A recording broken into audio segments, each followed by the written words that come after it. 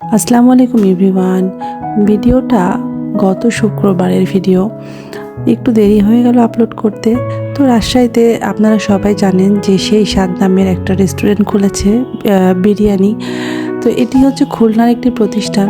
রাজশাহীতে যে কোনো জিনিস খুব তাড়াতাড়ি পপুলার হয়ে যায়, আর মনে হচ্ছে যে এত বেশি ভাইরাল হয়ে যায় যে সবাই হুমড়ি খেয়ে পড়ে, এরকম একটা অবস্থা। তো ওপেনিং হওয়া বেশ কিছুদিনই হয়েছে, জানি অনেক ভিড় হবে বলে গিয়েছিলাম না। তো সেদিন একটু ঘুরতে বেরিয়েছিলাম সন্ধ্যার দিকে, তো ভাবলাম একটু টেস্ট করে আসি। তো যেহেতু অনেক রিজনেবল প্রাইস, তো যেহেতু দেখি যে ভিড় অনেক বেশি ছিল আর কি। তারপরে বসলাম, খাওয়ারের কোয়ান্টিটিটা বেশ ছিল।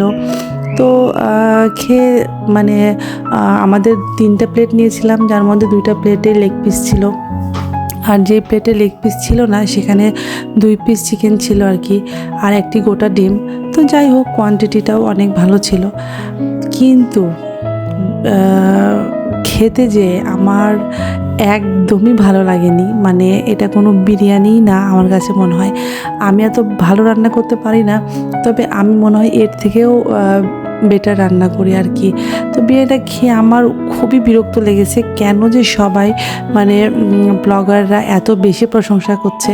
আমার কাছে তো খুবই বিরক্ত লেগেছে, মানে টাকা নষ্ট আর কি। তো যাই হোক, মুড ঠিক করার জন্য, যেহেতু মুড একদমই নষ্ট হয়ে গিয়েছিল, তো মুড ঠিক করার জন্য আমার হাজব্যান্ড আমাকে বিনোদপুর নিয়ে আসছে, বিনোদপুরে জুস খাওয়ানোর জন্য আর এই লাসিটা খাওয়ানোর জন্য। তো ও তো আমাকে সারাদিন খুবই বিরক্ত করছে এখন, যে চলো সেই স্বাদের খেয়ে আসি, সেই স্বাদের খেয়ে আসি আর কি। তো আমার তো একবার খেয়ে অবস্থা খারাপ। আমার মেয়ে এত বেশি বিরিয়ানি পছন্দ করে, কিন্তু আমার মেয়ে ওই বিরিয়ানি খেয়ে মানে একদম বলছে, মা এত পচা বিরিয়ানি কেন। তো যাই হোক, আমরা ওখানে লাসি বা জুস খেয়ে এখন বাসাতে ফিরছি। সবাই ভালো থাকবেন, সুস্থ থাকবেন, আল্লাহ হাফেজ।